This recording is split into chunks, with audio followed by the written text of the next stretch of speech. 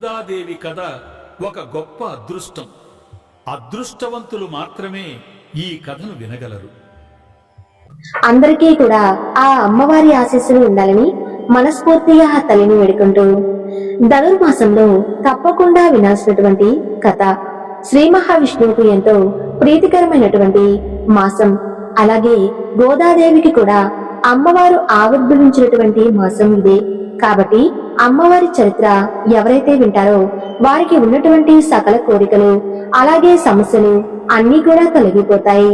కాబట్టి భక్తి శ్రద్ధలతో అమ్మవారి యొక్క చరిత్రను వినవలసిందిగా మనవి. ఆండాల తల్లిని గోదాదేవి అని కూడా పిలుస్తారు. ఈవిడ భూదేవి యొక్క అంశ. భూమిపైన ఈ కలియుగంలో భక్తి తగ్గిపోతూ ఉన్నటువంటి తరుణంలో భూదేవి శ్రీ మహావిష్ణువు మరలా కూడా ఈ భూమిపైన అవతారం ఎత్తమని వేడుకుంటుంది.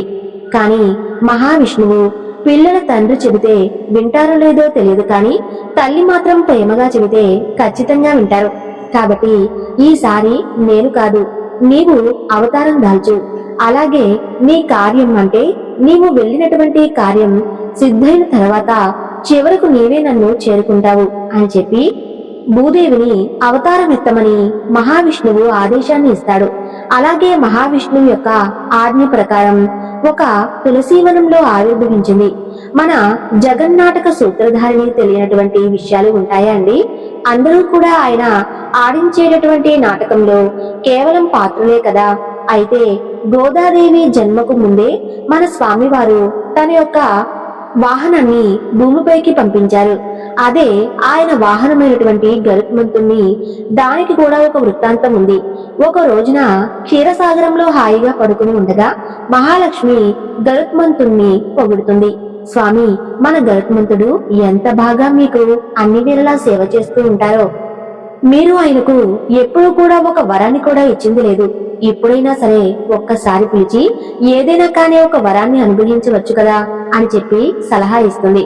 దానికి శ్రీ మహావిష్ణువు నవ్వుతూ, నీవు చెప్పే వరకు నాకు అసలు ఏమాత్రం కూడా గరుత్మంతుని గురించి ఆ ఆలోచనే తోచలేదు.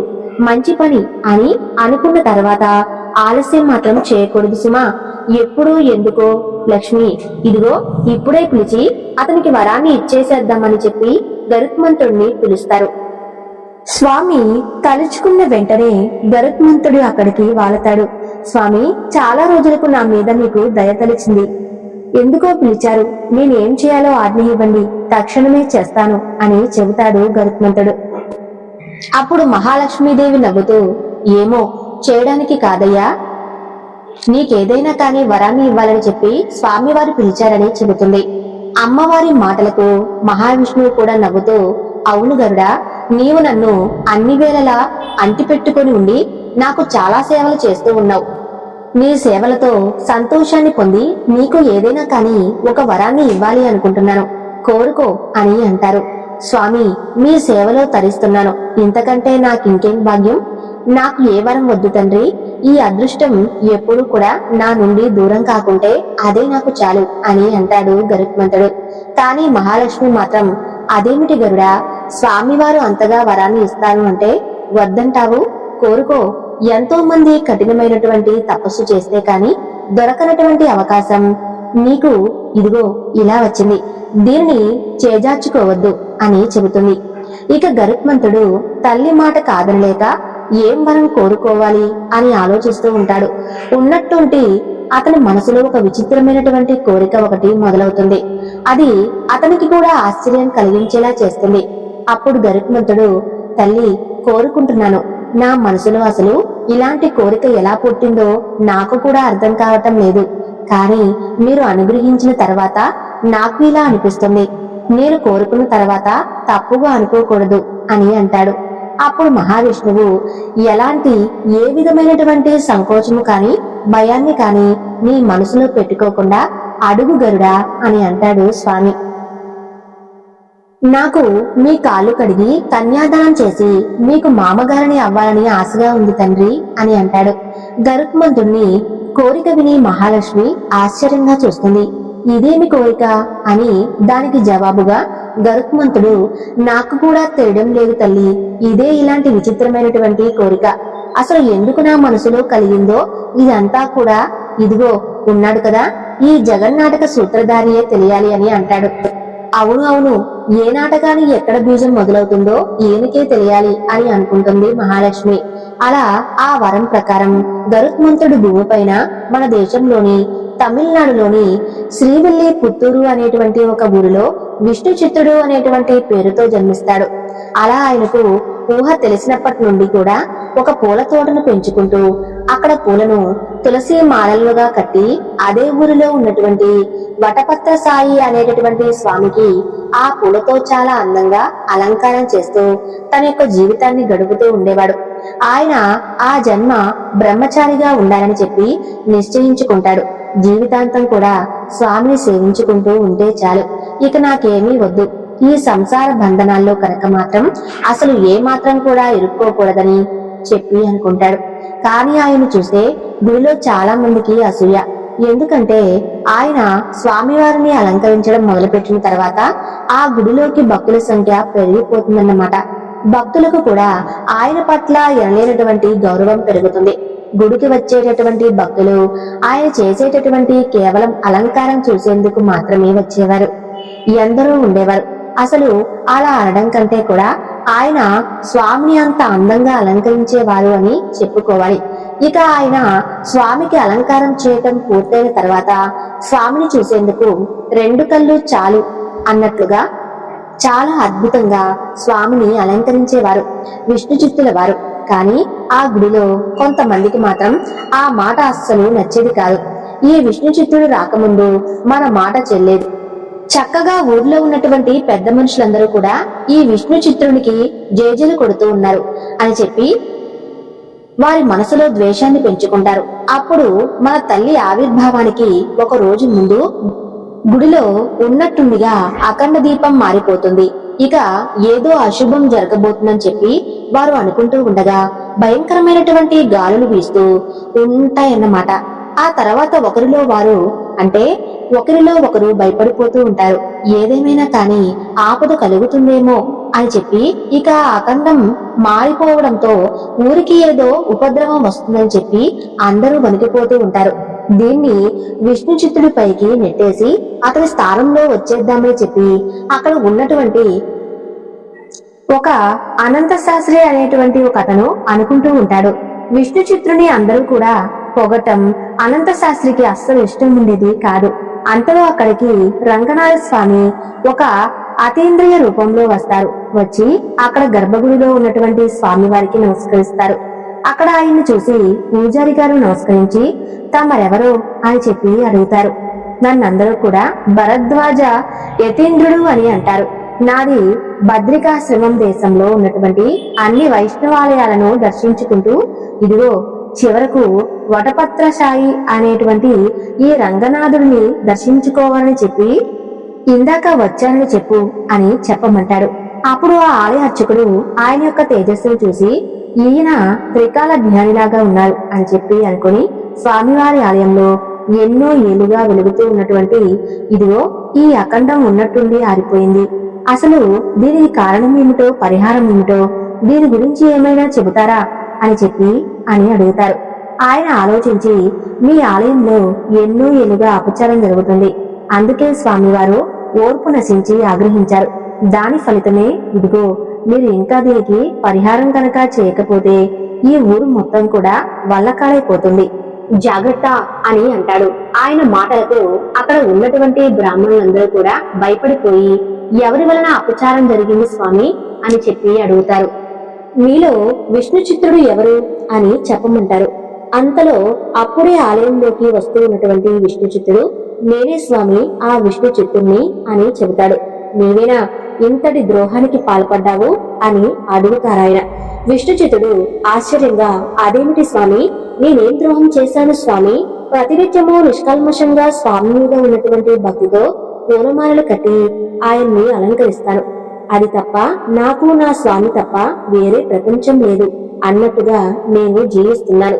అది తప్ప మీ భక్తిలో లోపం ఉందని నేను చెప్పటం లేదయ్యా కానీ నువ్వు బ్రహ్మచారివి, నిత్య కళ్యాణ చక్రవర్తి అయినటువంటి ఆ స్వామిని ఒక బ్రహ్మచారి సేవించడం చాలా అపచారం కదా అని అంటాడు. అదేమిటి స్వామి, నారదుడు, హనుమంతుడు, తుంబరుడు వీళ్ళందరూ కూడా బ్రహ్మచారులు కదా, స్వామివారి అత్యంత ప్రియమైనటువంటి భక్తుడు కాదా అని అంటాడు విష్ణుచిత్తుడు. మూర్ఖుడా, నీకు వారితో పోలిక, వారు మానవులు కారు, బ్రహ్మ మానస పుత్రుడు, కారణ జన్మలు. ఈ సృష్టిని సక్రమంగా నడిపించడానికి మానవులు తప్పకుండా గృహస్థ జీవితాన్ని కర్తవ్యంగా భావించి నిర్వహించాలి. మాలాంటి సన్యాసులు కూడా గృహస్థులైన తర్వాతే సన్యాసాన్ని స్వీకరించాలి. అలాంటప్పుడు భార్య బిడ్డ లేని నీవు ఈ స్వామిని సేవించడం కుదరదు అని అంటాడు. ఆయన మాటలకు అక్కడ గుడిలో ఉన్నటువంటి కొంతమంది ఆడవాళ్లు, ఏమిటి స్వామి అలా అంటారు, ఈ విష్ణు చిత్తుల వారు అలంకరించడం మొదలుపెట్టిన తర్వాతే స్వామివారిని చూడటానికి దూర దూర రాజ్యాల నుండి కూడా అందరూ జనం వస్తూ ఉన్నారు. అసలు ఆయన అలంకరించినటువంటి రంగనాథుని చూడటానికి 2 కళ్ళు కూడా చాలవని చెప్పి అందరూ కూడా కలిసి చెబుతారు. దానికి ఆయన అర్చకులతో, ఆడవాళ్ల మాటలు నమ్ముకుని మీరు ఈ విషయాన్ని ఉపేక్షిస్తే గనక ఈ ఊరు మొత్తం వెల్లకాడు అవటం ఖాయం అని అంటాడు. మరలా విష్ణు చిత్తుర్ని చూస్తూ, ఏం విష్ణు, చిత్రవాహనం చేసుకుంటావా, లేకపోతే ఈ క్షణమే ఈ ఆలయాన్ని విడిచిపెట్టి వెళ్లిపోతావా అని అంటాడు. నేను సంసార బంధంలో చిక్కుకోవాలని అస్సలు అనుకోవటం లేదు. ఈ జీవితం స్వామికి మాత్రమే అంకితం చేయాలి అనుకుంటున్నాను. నా ప్రాణాలు పోయినా సరే నేను మాత్రం నా నిర్ణయాన్ని మార్చుకోను అని అంటాడు. మార్చుకోనంటాడు విష్ణు చిత్తుడు. అయితే ఈ క్షణమే నీవు ఆలయాన్ని విడిచిపెట్టి వెళ్లిపోమంటారు. అమ్మలందరూ కలిసి నీవే స్వామిని అలంకరించాలని కోరుకుంటున్నారు. కాబట్టి వీళ్ల వాక్కును అమ్మవారి వాక్కులా భావించి నీకు 10 రోజులు గడువు ఇస్తున్నారు. మర్యాదగా నీవు నీ నిర్ణయాన్ని మార్చుకుని ఈ 10 రోజుల లోపల పెళ్లి చేసుకుని గృహస్థునిగా మారితే నీవు స్వామి సేవకు అర్హుడు అవుతావు అని అంటారు. లేకపోతే శాశ్వతంగా స్వామివారి సేవకు దూరం అవుతావు, గుర్తు పెట్టుకో అని అంటారు. ఆయన చెప్పడం ఆలస్యం.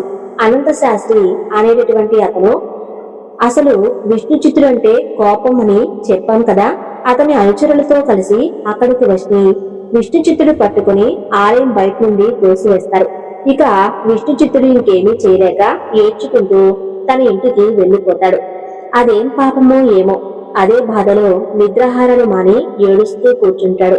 ఇక మరుసటి రోజు బాధపడుతూనే ఎవరూ ఒప్పుకోరని తెలిసి కూడా స్వామి సేవ కోసం పూలు తీసుకుని రావాలని చెప్పి తన పూల తోటలోకి వెళతాడు.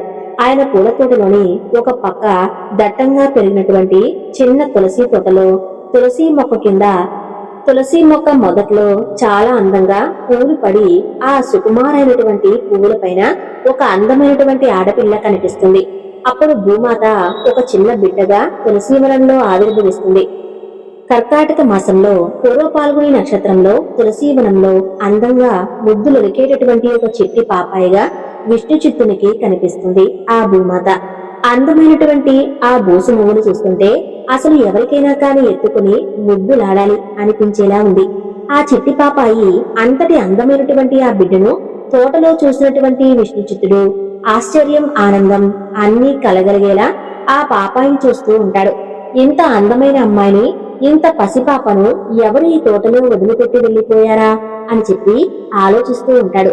ఇక వెంటనే ఆ పసిపాపను ఎత్తుకుని తన గుండెలకు హత్తుకుని ఇంత చిన్న పాపని తోటలో వదిలిపెట్టి వెళ్లిపోవడానికి అసలు ఎవరికి మనసొచ్చిందా అని అనుకుంటూ చుట్టుపక్కలంతా కూడా చూస్తూ ఉంటాడు. కానీ అక్కడ ఎవ్వరూ కూడా కనిపించరు. ఆ తర్వాత అతనికి ఊర్లోకి వెళ్లి అందరినీ అడిగితే బాగుంటుంది కదా అని చెప్పి ఊర్లోకి వెళ్లి అందరికీ చెప్పి, ఎవరైనా కాని పిల్లల్ని వదిలేసి వెళ్లిపోయారేమో, పాపం మీ పాప ఏడుస్తూ నాకు కనిపించింది అని చెప్పి చెబుతాడు. కానీ ప్రతి ఒక్కరూ కూడా మాకు తెలియదు అని చెప్పి జవాబిస్తారు. ఇక ఇక్కడ విష్ణు చిత్తునికి పాప దొరికిన వెంటనే అక్కడ గుడిలో చాలా అఖండంగా వెలుగుతూ కనిపిస్తుంది.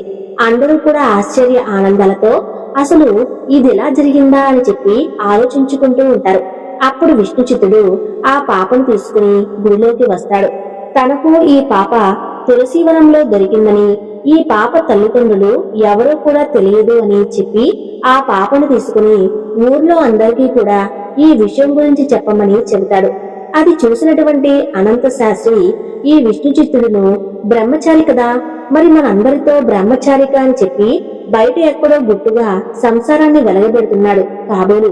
ఇప్పుడు అదిగో ఆ యతేంద్రుల వారు చెప్పడంతో ఇలా పాపతో సహా వస్తున్నాడని చెప్పి వెక్కిరిస్తూ ఉంటారు. ఇక స్వామివారు సాక్షిగా నేను చెబుతున్నాను, అనంత శాస్త్రి విను, అసలు ఈ పాప ఎవరో నాకు తెలియదు. అందుకే కదా ఎవరైనా కానీ ఈ పాపకు సంబంధించిన వారు ఉంటే వెళ్ళమని చెబుతున్నాను అని అంటారు. ఊళ్ళో వాళ్ళందరూ కూడా అఖండం వెలిగింది అనేటటువంటి ఆనందంలో గుడిలోకి వస్తారు.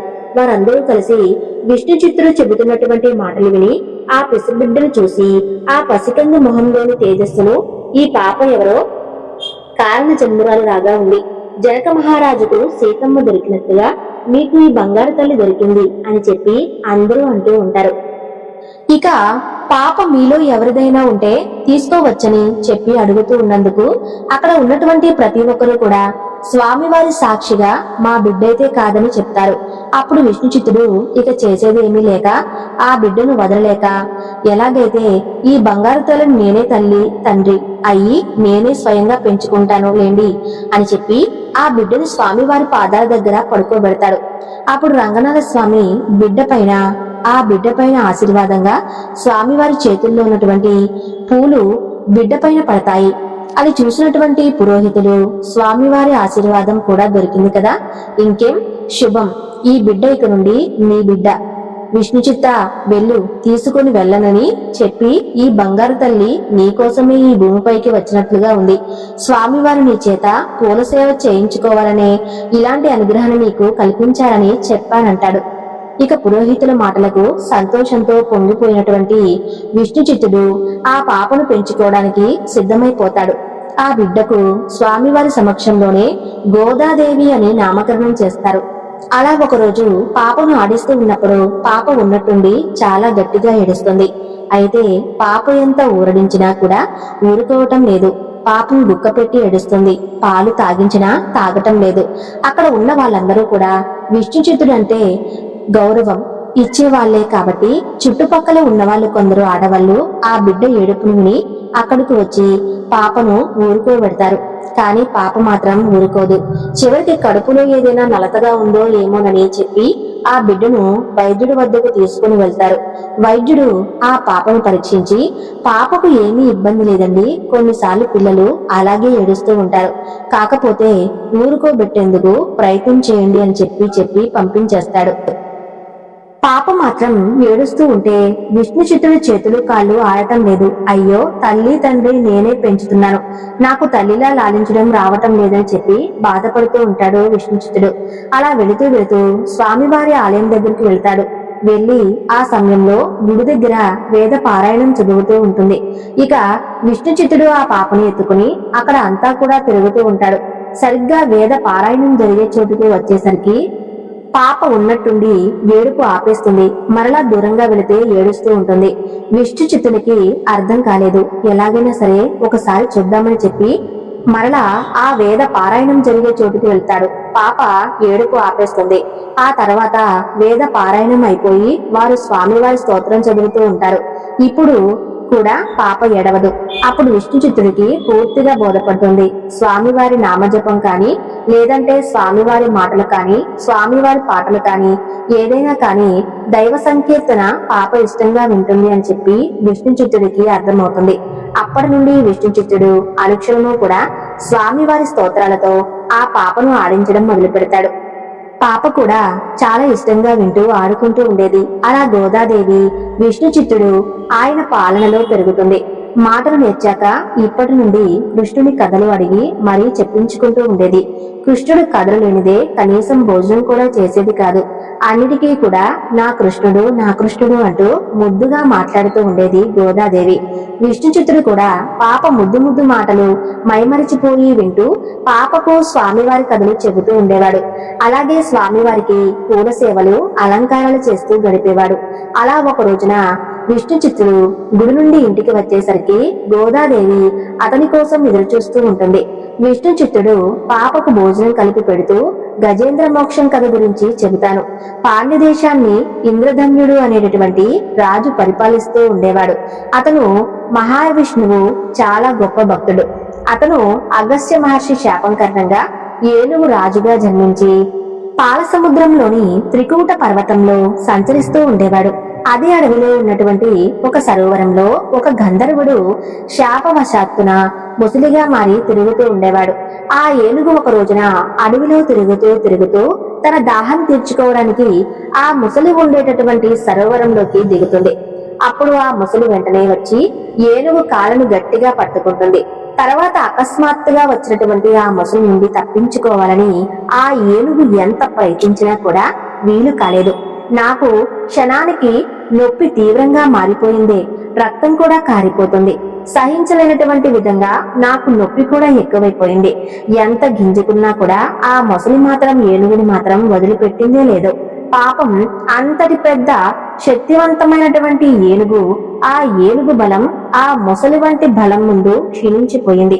ఇక తను బలం పనికి రాదు అని చెప్పి అర్థమైంది.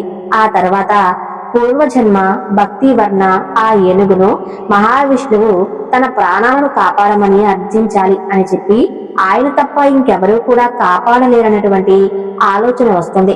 వెంటనే ఆ ఏనుగు, స్వామి చక్రధర గరుడ గమన శేషువైన కాపాడు తండ్రి, నీవు తప్ప నాకు ఇక దిక్కే లేరు నాయనా అని చెప్పి ప్రార్థిస్తూ ఉంటుంది. ఆ సమయంలో శ్రీ మహావిష్ణువు మహాలక్ష్మితో కలిసి పాచికలాడుతూ ఉంటాడు. ఆడుతూ మధ్యలో అమ్మవారి పైట కొంగు చేతిలో పట్టుకుంటాడు. అదే సమయంలో గజరాజు యొక్క ఆర్తనాదం స్వామివారికి వినిపిస్తుంది. అంతా ఆ గజరాజు తనను పిలవగానే స్వామివారు ఉన్నపలంగా లేచి, ఎంత తొందరగా అంటే చేతిలో అమ్మవారి పైట కొంగును కూడా ఆయన పట్టించుకోలేదన్నమాట. వదిలిపెట్టకుండా అలా వెళ్లిపోతూ ఉన్నారు. శంఖ చక్రాలు ధరించలేదు. తన వాహనమైనటువంటి గరుత్మంతుని కూడా పిలవలేదు.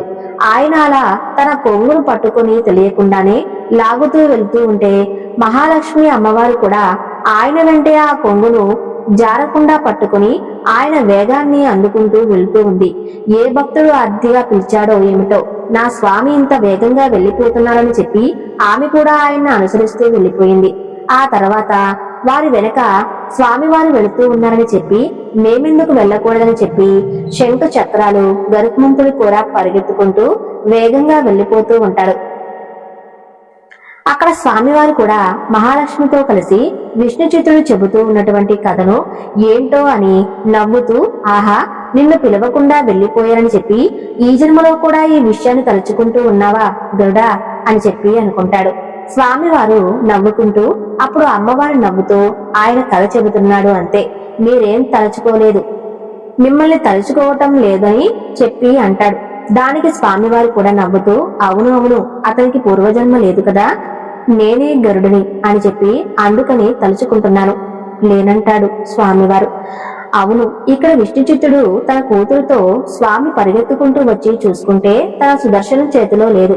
అప్పుడు వెనక్కి తిరిగి చూస్తాడు. వెంటనే స్వామివారి చక్రం వచ్చి చేతికి అలంకరింపబడుతుంది. వెంటనే స్వామివారు అమ్మవారి కొంగును వదిలిపెట్టి ఆ సుదర్శన చక్రంతో ఆ ముసలితలను నరికేస్తాడు.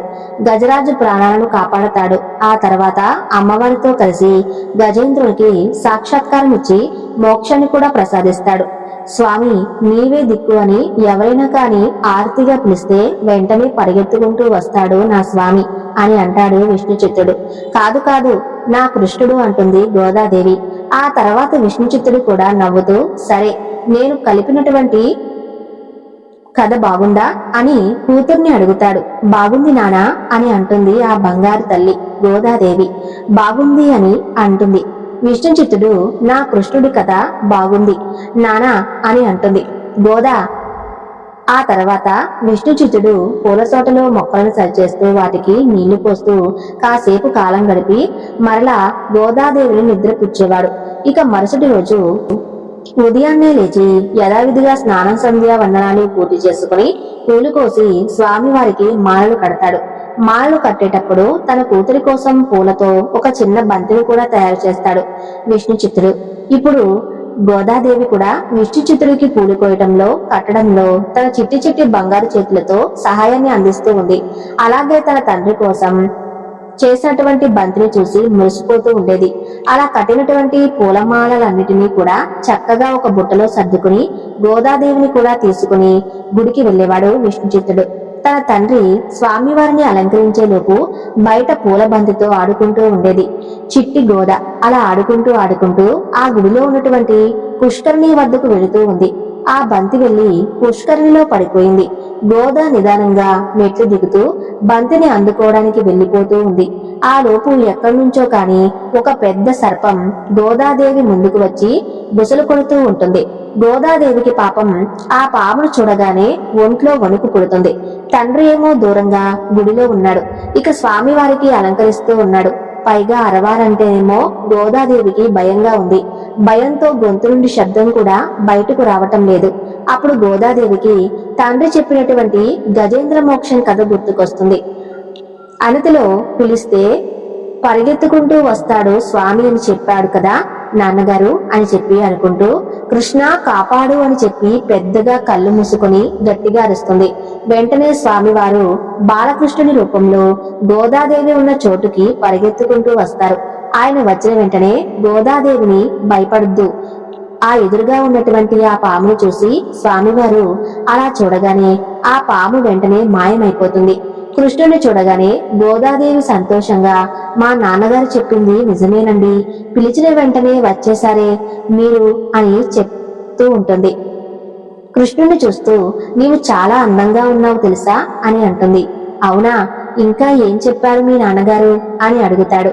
ఆ చిన్న కృష్ణుడు గజేంద్రుని పిలిచిన వెంటనే పరిగెత్తుకుంటూ వచ్చావట కదా, అలా ఎవరు ఆర్జిగా పిలిచినా కూడా వెంటనే నీవు పరిగెత్తుకుంటూ వచ్చేస్తావు కదా అని చెప్పారు మా నాన్నగారు అని అంటుంది. అవునా, ఇంకా ఏం చెప్పారు మీ నాన్నగారు నా గురించి అని అడుగుతాడు కృష్ణుడు. కృష్ణుడు లాంటి వారు ఇంకెవరూ ఉండరు, అంత బాగుంటాడు అని చెప్పారు. నిజమే, నీవు చాలా అంటే చాలా బాగున్నావు, నీలాంటి వాళ్ళు ఇంకెవరూ లేరు అని అంటుంది గోదాదేవి. అవునా, అలా చెప్పారా మీ నాన్నగారు? నాకు తెలియదులే, మీ నాన్నగారు చాలా విషయాలు తెలిసే అని ఏమీ తెలియనట్లుగా అంటాడు ఆ చిన్ని కృష్ణుడు. అవును, మా నాన్నగారికి చాలా విషయాలు తెలుసు అని అంటూ రెండు చేతులు వెనక్కి చాపి చూపిస్తూ ప్రతిరోజు కూడా నీ కథలు అన్నీ చెబుతారు మా నాన్నగారు, అవంటే నాకు బోరుడంత ఇష్టం తెలుసా అని అంటుంది గోదాదేవి. సరే, నేను వెళ్ళాలి, మరలా రేపు తప్పకుండా వస్తాను అని చెబుతాడు కృష్ణుడు. రేపు వస్తావా? ఖచ్చితంగా వస్తావు కదూ అని ఆశగా అడుగుతుంది ఆ చిట్టి. దానికి కృష్ణుడు ఓ రేపు వస్తాను, ఇద్దరం కలిసి ఆడుకుందాం, నేను ఈ పిల్లల దేవుని ఊది నిన్ను పిలుస్తాను, అది విన్న వెంటనే నీవు తప్పకుండా రావాలి అని అంటాడు. ఆ తర్వాత గోదాదేవి గుడిలోకి వెళ్లి స్వామివారి దర్శనం చేసుకుని తన తండ్రితో పాటు ఇంటికి వెళ్లిపోతుంది. మరలా యథావిధిగా తండ్రి నోటితో కృష్ణుడి కథలు వింటూ భోజనం చేసి కథలు వింటూనే పడుకునేది.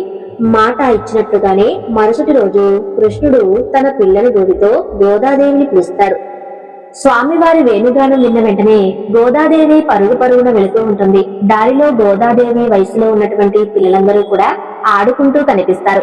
వాళ్ళందరూ కూడా గోదాదేవిని చూసి గోదా రా ఆడుకుందాం అని తమతో ఆడుకోవడానికి పిలుస్తూ ఉంటారు. నేను మీతో ఆడుకోను, నా కృష్ణుడితోనే ఆడుకుంటాను అని చెప్పి అక్కడి నుండి పరిగెత్తుకుంటూ వెళ్లిపోతుంది. కృష్ణుడు గోదాదేవి కోసం వేచి చూస్తూ ఉంటాడు. కృష్ణుణ్ణి చూసిన వెంటనే సంతోషంగా చెప్పినట్టుగానే వచ్చేసావే అని అంటుంది గోదాదేవి. గోదాదేవి కృష్ణుడి కోసం చిట్టి పూలమాల అల్లి ఒక చిన్న బుట్టలో పెట్టుకుని అక్కడకు పట్టుకుని వచ్చేది. వాటిని చూపిస్తూ కృష్ణ, నీకోసం ఈ పూలమాలను నేనే స్వయంగా అల్లి తీసుకొచ్చాను, ఇందులో నీకు ఏది కావాలో తీసుకో అని ఇస్తుంది. నా కోసం నీవే అల్లావు కదా, నీ యొక్క చేత్తోనే వేయమంటాడు కృష్ణుడు. గోదాదేవి ఒక మాలను తీసి ఇది బాగుందా అని అంటూ వేయబోతుంది. అప్పుడు కృష్ణుడు ముందు నువ్వు వేసుకుని చూసి బాగుంటే నాకు వెయ్యి అని అంటాడు. గోదాదేవి ఒక మాలను తీసుకుని మెడలో వేసుకుంటుంది. దగ్గరలో ఉన్నటువంటి కొలనులోని నీటిలో ప్రతిబింబం చూసుకుని ఆ తర్వాత ఇది బాగాలేదు అని చెప్పి మరలా ఇంకొకటి తీసుకుని వేసుకుంటుంది. అది బాగుంది అని చెప్పి దాన్ని కృష్ణుడికి ఇస్తుంది. బాగుందా, సరే మరి నీవే వెయ్యి అని అంటాడు కృష్ణుడు. అయ్యో, నేను వేసుకున్నది నీకు వెయ్యకూడదు కదా, అది మహాపాపం కదా, మా నాన్నగారు చెప్పారు అని అంటుంది గోద. నువ్వు నేను ఒకటే, నువ్వంటే నాకు చాలా ఇష్టం, నువ్వు వేసుకుని ఇచ్చినటువంటి పూలంటే నాకు ఇంకా ఇష్టం, అందులో అసలు పాపం ఏమీ లేదు, దాన్ని నా మెడలో వెయ్యి అని అంటాడు కృష్ణుడు. కృష్ణుడి మాటలకు మైమరిచిపోయి గోదాదేవి తన మెడలో ఉన్నటువంటి మాలను తీసి కృష్ణుడి మెడలోకి వేస్తుంది. ఆ తర్వాత కృష్ణుడు సరే ఇక ఆటాడుకుందామా అని అడుగుతాడు. అప్పుడు గోదాదేవి సరే ఆడుకుందాం పదా అని చెప్పి చొరవగా కృష్ణుడి చేయి పట్టుకుని ముందుకు వెళుతుంది. ఆ తర్వాత వారిద్దరూ చాలాసేపు పాటలు పాడుకుంటారు. అన్ని ఆటల్లోనూ కృష్ణుడు ఓడిపోయి గోదాదేవి గెలుస్తూ ఉంటుంది. అదంతా చూస్తూ ఉన్నటువంటి మహాలక్ష్మి, అబ్బా జగన్నాటక సూత్రధారివే నీవు, చిన్న ఆటంలో ఓడిపోవటం ఎంత ఆశ్చర్యం, నువ్వు కావాలనే ఓడిపోతున్నావు కదా స్వామి అని చెప్పి కొంచెం ఉడుక్కుంటుంది. స్వామి తన మనసులో మాటలు విన్నట్లుగా, అవును నీవే భూదేవి, కోరికను ఒప్పుకొని మరీ ఈ భూమిపైకి అవతరించమని పంపించావు కదా లక్ష్మి, ఇప్పుడు ఏమాత్రం దానికే అసూయపడుతున్నావేమిటి అని నవ్వుతూ అంటాడు. ఇక్కడ గోదాదేవితో కృష్ణుడు ఆటలాడి చాలా అలసిపోయాడు. నాకు చాలా ఆకలి వేస్తుంది అని అంటాడు. అయ్యో కృష్ణ, ఆకలిస్తుందా, మా ఇంటికి వెళదాం పదా, నీకు ఏమైనా కానీ తినడానికి పెడతానని చెప్పి గోదాదేవి తను స్వయంగా కృష్ణుని తీసుకుని ఇంటికి వెళుతుంది. ఇక నీకేం కావాలి అని చెప్పి అడుగుతుంది. నాకిక వేరే ఏమీ వద్దు, కేవలం వెన్న మాత్రమే కావాలి, మీ ఇంట్లో వెన్న ఉందా అని అడుగుతాడు కృష్ణుడు. ఓ వెన్న లేకే బోయడంత ఉంది, మా ఇంటికి పద ముందు ఇస్తాను అని తన ఇంటికి కృష్ణుని తీసుకుని వెళ్లిన తర్వాత వెన్నకుండ పెట్టినటువంటి చోటుకు వెళతారు. ఇద్దరూ కూడా వెన్నకుండ ఉట్టిపైన ఉంటుంది. పాపం ఎంత ఎగిరినా కూడా ఉట్టిపైన ఉన్నటువంటి ఆ కుండ చిట్టి తల అయినటువంటి గోదాదేవికి అందదు. అంత ఆకలిగా ఇంటికి వచ్చినటువంటి కృష్ణుడికి వెన్న ఇవ్వలేను అని చెప్పి నిరాశగా కృష్ణుడి వైపే చూస్తూ ఉంటుంది. అప్పుడు కృష్ణుడు, నేను కింద కూర్చుంటాను, నీవు నా పైన ఎక్కి ఆ వెన్నకుండ తీసుకో, మా బృందావనంలో కూడా మేము ఇలాగే చేసేవాళ్ళం తెలుసా అని చెబుతాడు. ఆ తర్వాత కృష్ణుడు 4 కాళ్ళపైన కిందకు వంగి కూర్చుంటాడు. గోదాదేవి కృష్ణుడు వీపు పైన ఎక్కి నిదానంగా ఆ వెన్నకుండని కిందకు దించుతుంది. ఆ తర్వాత మహాలక్ష్మీదేవి ఇంకా ఆశ్చర్యంగా, స్వామి మీ యొక్క భక్తి పరాధీనతకు అంతే లేదా, భక్తులను మీ పైన కూడా ఎక్కించుకుంటున్నారే, కాళ్ళతో తొక్కించుకుంటున్నారే, సంతోషంగా భరిస్తున్నారే, ఏమిటి స్వామి మీ లీల, అసలు ఎంత ఆశ్చర్యంగా ఉందని చెప్పి అమ్మవారు కూడా అనుకుంటూ ఉంటుంది. కృష్ణుడు లక్ష్మీ మాటలు కూడా విని నవ్వుకుంటూ ఉంటాడు. ఆ తర్వాత కృష్ణుడు ఇష్టంగా కుండలో ఉన్నటువంటి వెన్నను పూర్తిగా తినేస్తాడు. గోదాదేవి అలా ఇష్టంగా చూస్తూ ఉంటుంది. ఆ తర్వాత కృష్ణుడు, ఈ వెన్నంతా ఎవరు తిన్నారని మీ నాన్నగారు అడిగితే ఏం చెబుతావు గోదా అని చెప్పి అడుగుతాడు. వెంటనే గోదాదేవి, ఇంకెవరు, నీవే కదా ఇక్కడికి వచ్చి వెన్న తిన్నావు, ఇదే చెబుతాను అని అంటుంది. అప్పుడు కృష్ణుడు, నేను వచ్చి వెన్న తిన్నానంటే ఎవ్వరూ నమ్మరు, నిన్నే తిడతారు అని అంటాడు. మా నాన్నగారు నీవు చెప్పింది ఎప్పుడూ కూడా నమ్మకుండా ఉండరు అని చెబుతుంది. లేదు, నేను వచ్చానంటే ఎవ్వరూ నమ్మరు, ఒకవేళ నిన్ను తిడితే, నిన్ను గట్టిగా కనుక కొడితే అప్పుడు నువ్వేం చేస్తావు చెప్పు గోదా అని అడుగుతాడు. కృష్ణుడు, ఎవరు నమ్మకపోయినా కానీ మా నాన్నగారు నమ్ముతారు, నాన్నగారికి నేనంటే ఎంతో ఇష్టం, ఒకవేళ అలా నమ్మకుండా నన్ను తిట్టినా కొట్టినా కూడా నీ కోసం నేను ఏమైనా కానీ భరిస్తాను అని చెబుతుంది గోదాదేవి. అప్పుడే ఇంట్లోకి విష్ణుచిత్తుడు వస్తాడు. విష్ణుచిత్తుడు రావడంతో కృష్ణుడు మాయమైపోతాడు.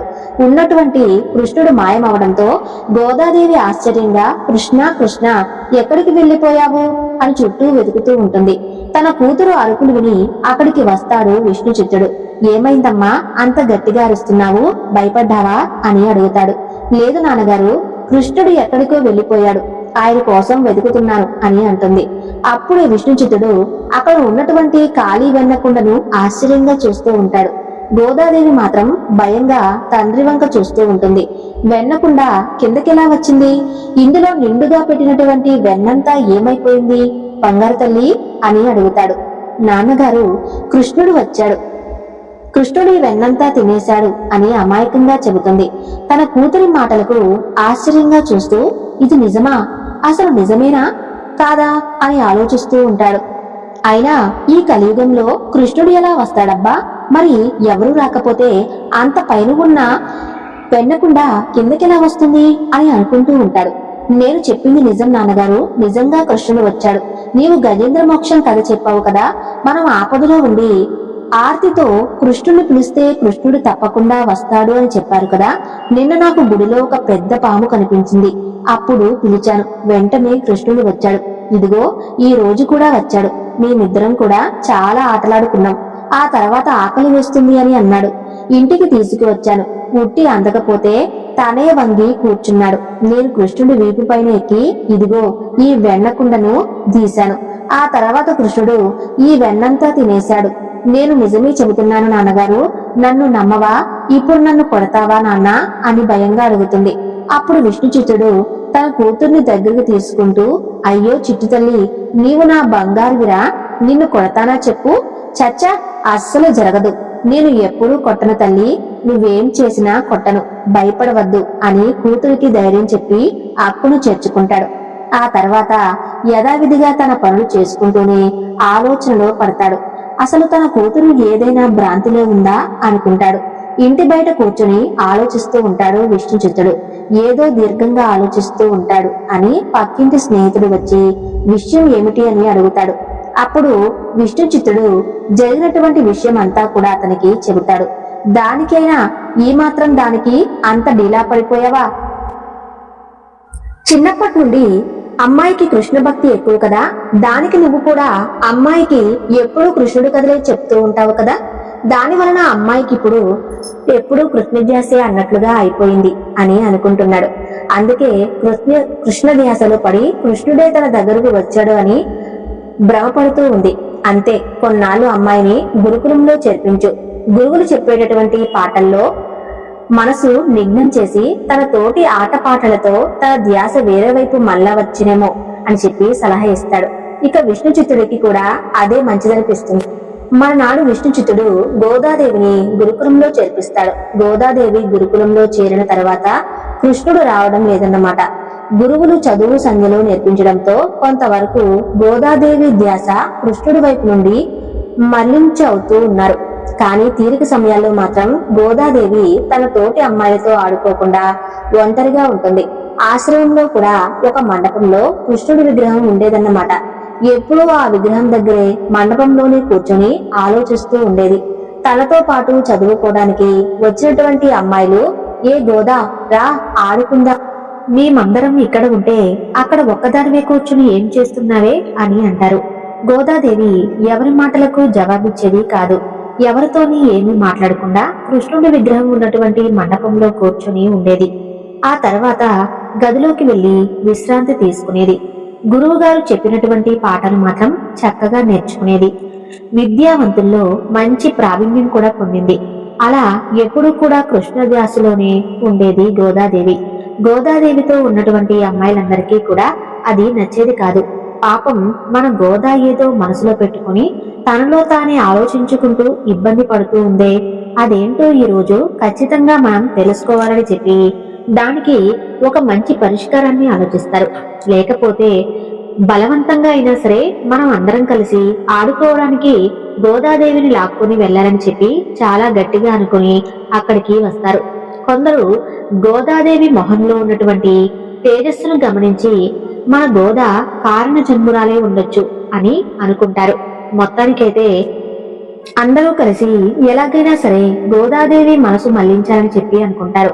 అలా గోదాదేవి వద్దకు వెళ్లి, గోదా, నీవిలా ఎప్పుడూ కూడా ఏదో ఆలోచిస్తూ ఎవరితోనో మాట్లాడకుండా ఎందుకు ఒంటరిగా కూర్చొని ఉంటావో, నీ మనసులో ఏదైనా ఉంటే చెప్పు అని చెప్పి అడుగుతారు. మాకు చేతనైనంత సహాయం కూడా మేము చేస్తాం అని అడుగుతారు. మరి నేను చెబితే మీరందరూ నన్ను పిచ్చిదానని అనుకోకూడదు, పిచ్చిదానిలా చూడకూడదు అని అంటుంది గోదాదేవి. అయ్యో, మన గురుకులంలో ఉన్నటువంటి అందరిలోకి తెలివైన దానివి నీవే, పిచ్చిదాన్నని మేమెందుకు అనుకుంటాం? ఏమీ అనుకోము. అలాంటి ఆలోచనలు ఏమీ పెట్టుకోకుండా సంతోషంగా చెప్పు గోదా అని అంటారు. వాళ్ళు అప్పుడు గోదాదేవి తన చిన్నప్పుడు జరిగినటువంటి సంఘటనలన్నిటినీ కూడా తన స్నేహితురాళ్లకు చెప్పుకుంటూ వస్తుంది. కొందరు గోదాదేవి అన్నట్లుగానే ఇది నిజంగానే పిచ్చిది, కాకపోతే ఈ కాలంలో కృష్ణుడు పిలవగానే రావటం, తనతో ఆడుకోవటం జరుగుతుందా, దీనికి పిచ్చి ముదిరిపోయిందని అనుకున్న పైకి మాత్రం ఏమీ మాట్లాడలేదు. కొందరు మాత్రం ఇది నిజమో అబద్ధమో మనకు తెలియదు కదా, ఆ దేవుడు గోదా తలరాతలో ఏది రాసి పెట్టుంటే అదే జరుగుతుంది, ఏదైనా కానీ అద్భుతం జరగడానికి ముందు దాన్ని ఎవరు కూడా నమ్మరు. గోదా జీవితంలో కూడా అలాగే అవుతుందేమోనని చెప్పి కొందరు అనుకుంటారు. మనందరం చూస్తూ ఉన్నట్లు గోదా చాలా తెలివైన అమ్మాయి. గురువు గారు చెప్పినటువంటి ప్రతి ఒక్క చదువులో ప్రతి ఒక్క పద్యాలు కాని విద్యను అంతా కూడా చక్కగా అప్పజెప్పేస్తుంది. ఏకసంధ్యాగ్రహి, సంగీత నాట్య విద్యలో కూడా ఆరితేరిన అమ్మాయి, సరస్వతి కటాక్షం ఉన్నటువంటి అమ్మాయి కూడాను. అలాంటి గోదా మనసులో ఎన్నా కూడా మన ప్రయత్నంగా మనం తాను తన యొక్క మనసును మళ్లించడానికి ఏదైనా చేయాలి అని చెప్పి ఆలోచిస్తూ ఉంటారు. ఆ తర్వాత వారికి ఒక ఉపాయం వస్తుంది. వారందరూ కలిసి గోదా దగ్గరకు వెళ్లి, ఇలా చూడు గోదా, కృష్ణుడిని చూడటానికి రావటం లేదు కదా అని చెప్పి నువ్వు ఎక్కువగా ఆలోచిస్తూ ఉన్నావు. కృష్ణుడు వచ్చేలా నీవే అతని ఆకట్టుకోవాలి. మన కృష్ణయ్య ఎలాగో రసికుడు కదా, రకరకాల అలంకారాలతోటూ నాట్యాలతోనూ నీ వయ్యారాలతోనూ ఆట పాటలతోనూ రకరకాల చీరకట్టులతోనూ ఆ కన్నయ్యను ఆకట్టుకో. నీలాంటి భువనమోహన సౌందర్యవతి అలా అలంకరించుకుని కళ్ళ ముందు నిలబడితే గనక కట్టుబడినటువంటి అందగాడి అసలు ఎవరైనా ఉంటారా అని చెప్పి చెబుతారు.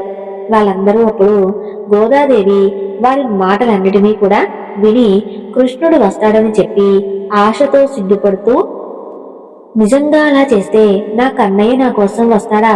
మీరు చెప్పినట్లుగా నా కన్నయ్య వస్తాడంటే నేను ఏదైనా చేస్తాను అని చెప్పి అంటుంది గోదాదేవి. తప్పకుండా వస్తాడు గోదా, సరస్వతీ కటాక్షం కలదానివి, లక్ష్మీ స్వరూపంతో ఉన్నదానివి, ప్రపంచంలోని అందమంతా కూడా పూత పోసి నీలోనే దాచుకున్నావు. నీ కోసం రాకపోతే మరి ఇంకెవరి కోసం వస్తాడు? చెప్పానని చెప్పి ఆ గోదాదేవి వెనక నుంచి కౌగులించుకుని ఒక స్నేహితురాలు ఆ రోజు నుండి గోదాదేవికి కృష్ణుడు ఖచ్చితంగా వస్తాడు అనేటటువంటి ఆశ చిగురుస్తుంది.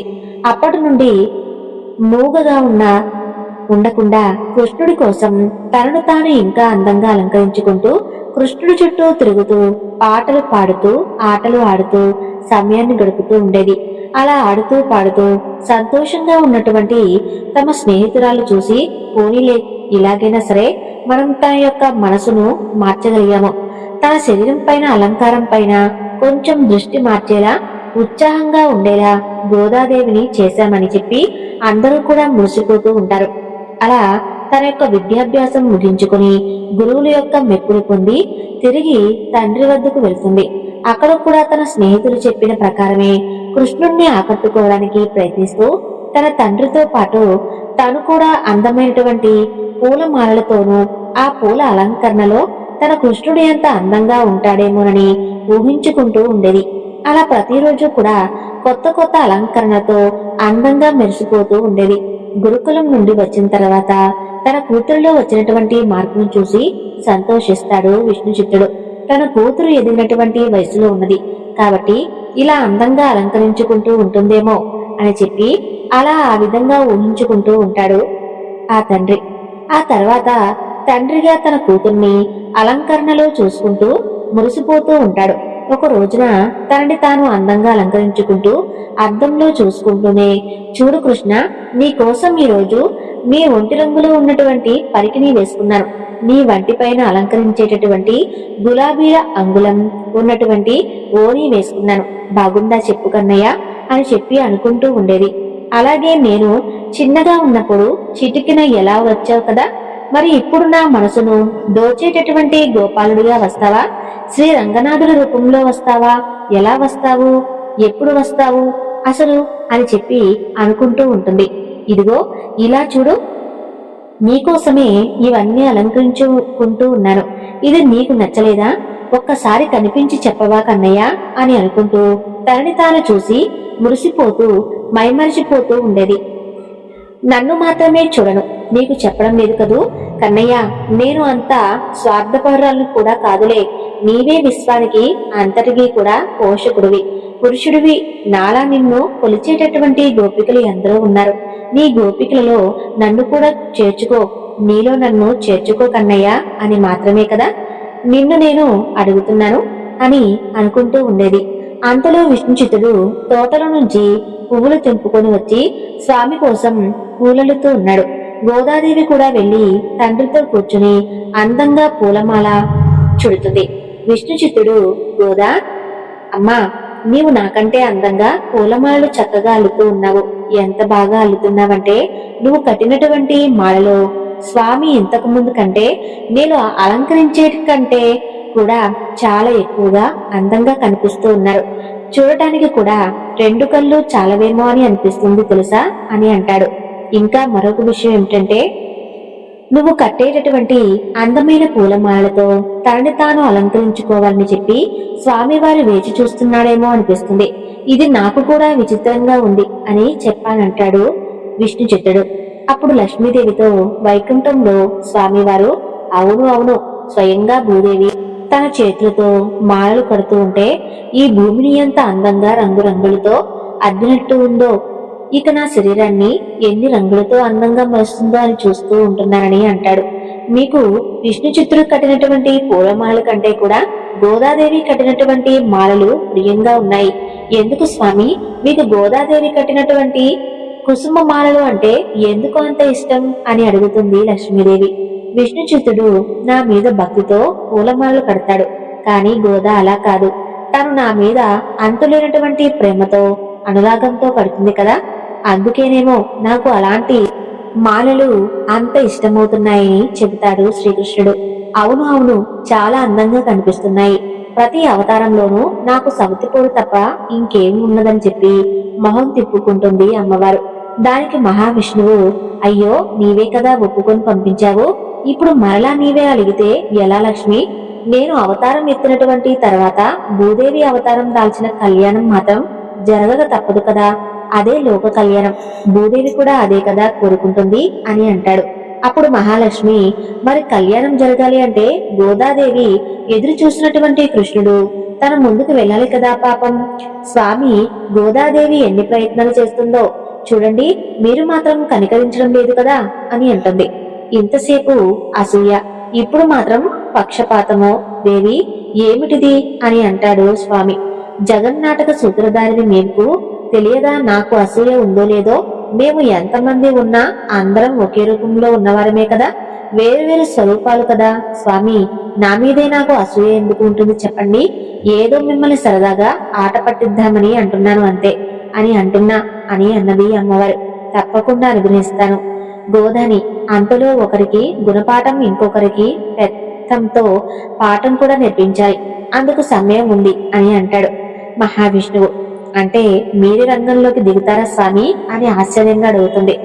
మహాలక్ష్మి స్వామివారు నవ్వుతూ, వీళ్ళందరికీ నేను అక్కర్లేదులే, మన ప్రియ భక్తులే దీనికి తగినటువంటి పాఠాలు చెబుతారు అని అంటారు. మరి ఎప్పుడు గోదాను అనుగ్రహిస్తారో చెప్పకూడదా అని అడుగుతుంది మహాలక్ష్మీదేవి. దానికి ఇంకా సమయం రావాలి, సమయం వచ్చేంత వరకు వేచి చూడాల్సిందే అని అంటారు స్వామి. ఇక్కడ విష్ణుచిత్తుడు కూతురి మాటలను చూస్తూ చాలా బాగా కడుతున్నావు అని చెబుతూ ఉంటాడు.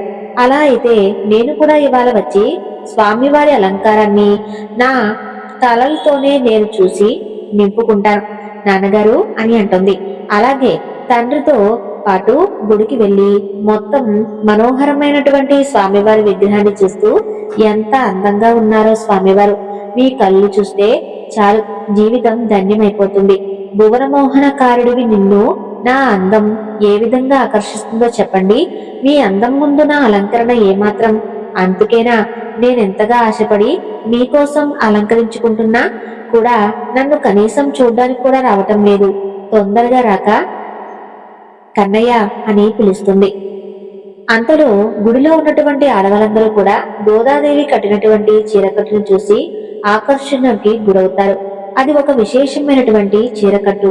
అది గోదాకు కొత్తేమీ కాదు, యుక్త వయసులో ఉన్నటువంటి తాను ఎప్పుడూ కూడా పరికిణీలో వేసింది అలానే కాబట్టి అలా చీర కడితే నా కన్నయ్యకు నచ్చుతుందేమోనని చెప్పి ఆ విధమైనటువంటి అలంకరణలో అమ్మవారు గోదాదేవి అలంకరించుకుంటుంది. అది వైష్ణవుడి ఇళ్లలో పెళ్లి అయినటువంటి ఆడవాళ్లు కట్టుకునేటటువంటి చీరకట్టు. తమిళనాడులో దాన్ని మడిషార్ అని అంటారు. అంటే 9 గజాల చీరతో దాన్ని అందంగా పొందక కడతారన్నమాట. మామూలుగా మనం కట్టేటటువంటి 6 గజాల చీరతో ఆ చీరకట్టు సరిగ్గా కుదరదు. తర్వాత రోజు నన్ను పెళ్లి కాని అమ్మాయిలు చూస్తూ ఉన్నావు కదా, అందుకే నేను నీకు నచ్చటం లేదు అందుకే నీకు భారీగా కనిపిస్తున్నాను. ఇప్పుడు ఎలా ఉన్నానో చూడు అని చెప్పి అడుగుతుంది. సరే చూద్దాం, నన్ను చీరకట్లో చూసైనా సరే నా కోసం వస్తావేమోనని ఆశతో నీకోసమే నేను ఇలా అలంకరించుకుంటున్నాను స్వామి అని చెప్పి స్వామివారి విగ్రహం చూస్తూ మనసులో మాట్లాడుకుంటూ ఉంటుంది. ఆ తర్వాత విష్ణు చిత్తుడికి గుడిలోనే ఏదో ఒక పని పడింది. గోదాదేవి ఒంటరిగా స్వామివారి రూపాన్ని తలుచుకుంటూ ఆయన ధ్యాసలోనే ఇంటికి నడుచుకుంటూ వస్తుంది. దారిలో ఒక ముసలావిడ గోదాదేవిని ఢీకొట్టి పడిపోతుంది. గోదాదేవి ఆ ముసలావిడ్ని చేతులు పట్టుకుని పైకి లేపి తీసుకుంటూ, మిమ్మల్ని తగిలాను కదా, నన్ను క్షమించండి అని క్షమాపణ కోరుతుంది. కాని ఆవిడ మాత్రం గోదాదేవిని చూస్తూ, అందగత్తే మన రాజ్యంలో ఉందా అని అనుకుంటూ కళ్ళార్పకుండా చూస్తూ ఉంటుంది. గోదాకి ఎందుకో ఆవిడ చూపు నచ్చలేదు. ఒళ్ళంతా కూడా తేళ్లు జర్రలు పాకినట్టుగా ఇబ్బందిగా ఆవిడని తప్పించుకుని గుడి నుంచి వెళ్లిపోతుంది. ఆవిడ మాత్రం వికృతంగా నవ్వుతూ, పోవే చిలక పో, నా కళ్ళల్లో పడిన తర్వాత తప్పించుకోలేవు. నీ పుట్టు పూర్వత్రాలు పూర్తిగా తెలుసుకుంటాను. మహారాణి యోగం నిన్ను వెతుక్కుంటూ వస్తుంది. నీకు అదృష్టం చాలా భయంకరంగా ఉందని అనుకుంటుంది. ఆ తర్వాత గోదాదేవి ఇంటికి వెళ్లి మరలా తన కృష్ణుడి కోసం అలంకరించుకోవటం మొదలు పెడుతుంది.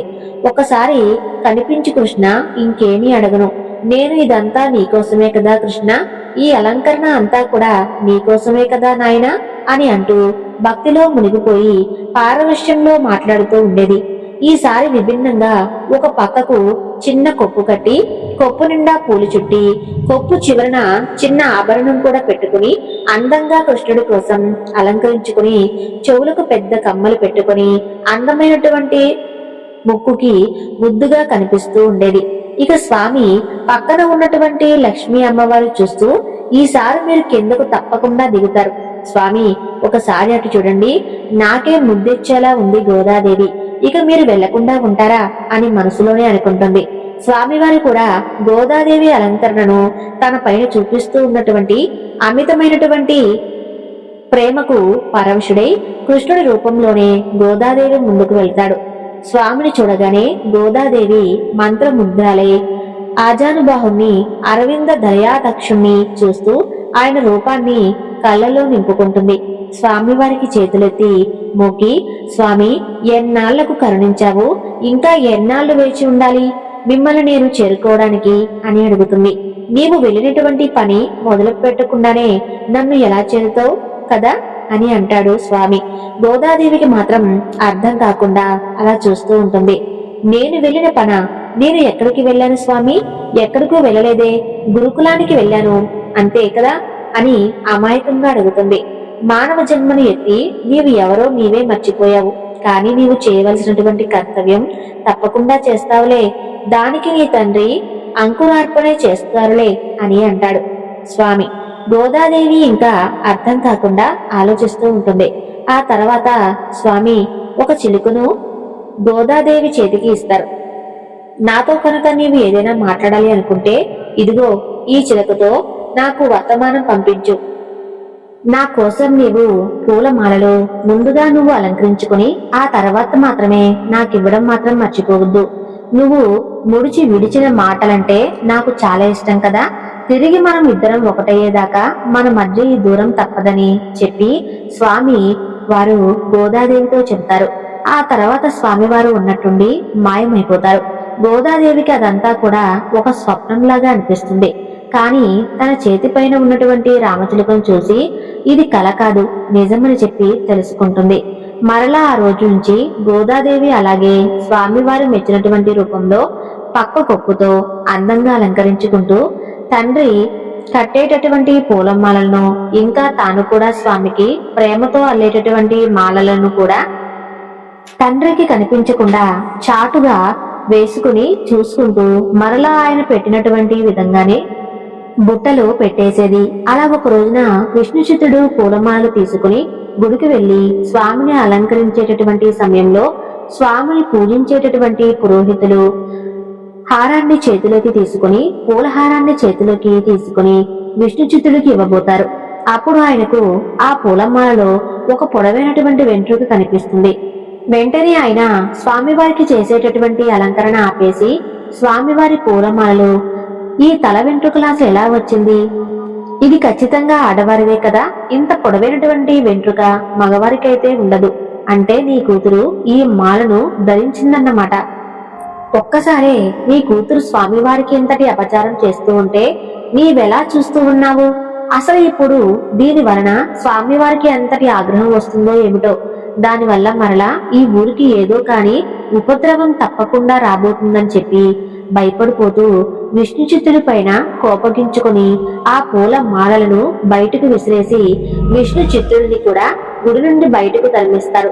తన అల్లారు ముద్దుగా పెంచినటువంటి తన కూతురు తనెంతో శ్రద్ధగా ఆరాధించినటువంటి స్వామివారికి అపచారం చేస్తుంది కదా అని చెప్పి భావించి విష్ణు చిత్తుడు కూడా ఎంతో బాధతో కుమిలిపోతూ ఉంటాడు. ఈ వివరణను ఇంతటితో ముగించి పార్ట్ 2 రూపంలో మరొక వీడియోలో మిగతా వివరణ గురించి తెలియజేస్తాను. తప్పకుండా ఈ వీడియో చూసిన వారు లైక్ చేయండి, అలానే జై శ్రీకృష్ణ అని కామెంట్ చేయండి. రెండో వివరణ తప్పకుండా మీకు తెలియజేయాలంటే లైక్ చేయటం మాత్రం అస్సలు మర్చిపోవద్దు. ధన్యవాదాలు.